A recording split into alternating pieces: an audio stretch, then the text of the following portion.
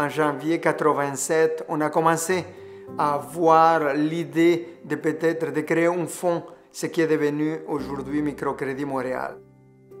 Au départ, il y avait une dizaine d'organisations qui ont mis des ressources, mais je peux dire que c'est surtout des individus qui ont mis leur temps, leur énergie, leur passion à la mise sur pied de cette organisation-là. Une de ces personnes, puis je tiens à le souligner, c'est Lance Iboy. Lance Iboy, c'était la personne qui était le point de jonction entre les individus et les organisations pour la mise sur pied de Microcrédit Montréal. Les années 80, c'était les années dans lesquelles il y avait une crise économique, un chômage élevé au Québec. Il fallait avoir une organisation dans laquelle va financer des initiatives dans lesquelles des jeunes, des femmes monoparentales, des assistés sociaux puissent créer leur propre emploi. Puis la SEM, à ce moment-là, Microcrédit Montréal aujourd'hui, c'était une réponse à ces besoins-là. Le crédit communautaire remplit ce besoin auprès des populations urbaines et rurales du Québec et du Canada. J'ai toujours eu une passion pour la justice sociale et économique. Je pense que tous les gestes que j'ai posés, même enfant, étaient vraiment motivés par cette passion-là. Des fois, on demande pourquoi on fait qu'est-ce qu'on fait, surtout quand c'est difficile.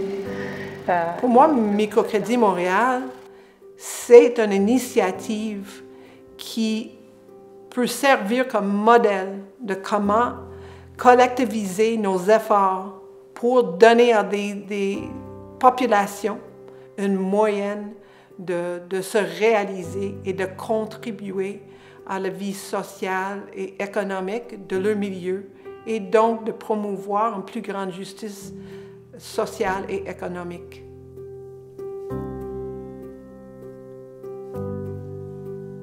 Je voulais combiner la finance avec un impact social. C'est comme ça que je suis arrivée à la porte de la SEM à l'époque, qui s'appelle maintenant Microcrédit Montréal. Et finalement, je réalise que mon rôle, c'est peut-être plus quelqu'un qui permet de construire des ponts. La mission de Microcrédit Montréal, c'est la lutte à la pauvreté et l'exclusion sociale et financière. Et ce qu'on essaie de faire en créant ces ponts, c'est de créer une société plus inclusive. Et en faisant ça, on veut créer la richesse, la prospérité pour notre société québécoise.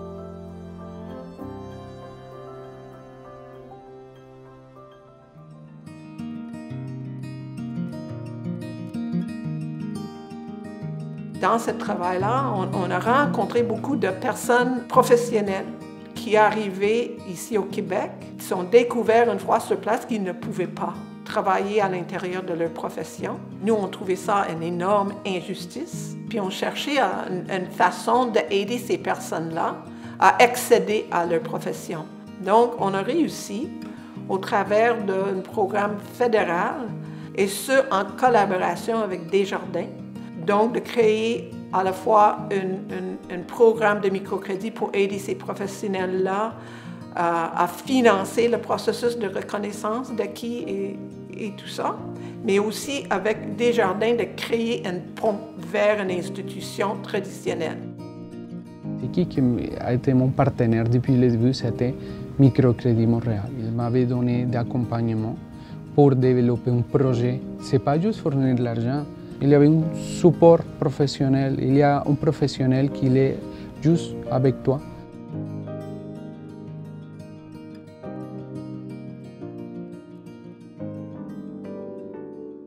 J'arrive en 2009.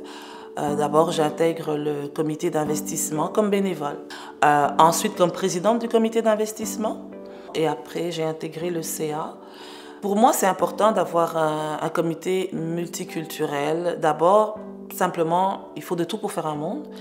Mais aussi au niveau des compétences, des sensibilités aussi. Il faut savoir quand même que la majorité de la clientèle de Microcrédit Montréal, c'est des personnes qui viennent des communautés culturelles. Montréal est une ville multiculturelle. Donc je pense que pas juste pour Microcrédit Montréal, n'importe quelle organisation devrait être à l'image de son milieu.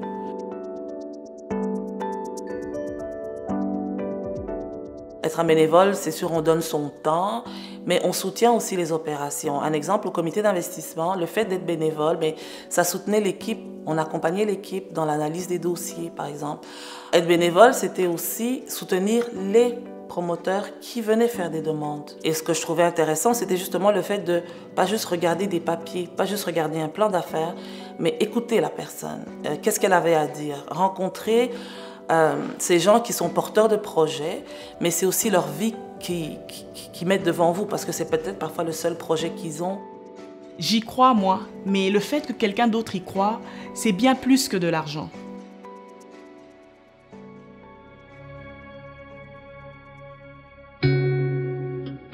D'avoir passé les 17 ans, donc d'avoir contribué à ce grand projet qui est Microcrédit Montréal, pour moi, c'était une source à la fois de fierté, mais aussi de satisfaction. Je peux être fière, moi et toute l'équipe qui était responsable de le nombre de personnes qu'on a aidées. Très fière de voir émerger chez ces personnes-là leur propre fierté. Pour le futur de Microcrédit Montréal, ce que j'espère, c'est qu'on peut atteindre encore plus de personnes. Donc, notre but ici, c'est de vraiment être là pour eux, investir dans leurs projets et les voir grandir. Quand j'ai commencé à m'impliquer, c'était avant tout pour une démarche sociale, une démarche militante de dire il faut se prendre en main. Donc d'une idée, d'une passion de dire de la communauté, on a commencé à créer une organisation. Donc même si depuis déjà presque 20 ans, je ne fais pas partie de la structure, de la gouvernance de Microcrédit Montréal, Microcrédit Montréal a une place énorme dans mon cœur parce que ça continue.